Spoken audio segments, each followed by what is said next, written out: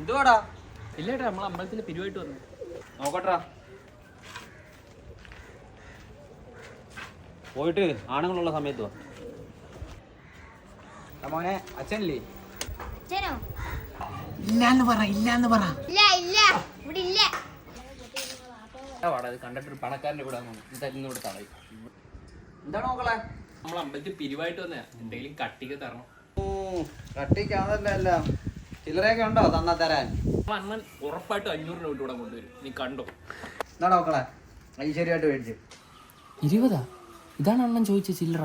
പിന്നില്ലേ ഇത് വെച്ചിട്ട് ബാക്കി 10 ഇങ്ങോട്ട് ഇട്. ഇങ്ങനത്തെ വീടുകളിൽ ഒന്നും കിട്ടാൻ പോകുന്നില്ല. നല്ല വീട് ഞാൻ കാണിച്ചു തരാം. ഇവിടുന്ന് ഉണ്ട് ഇവിടുന്ന്.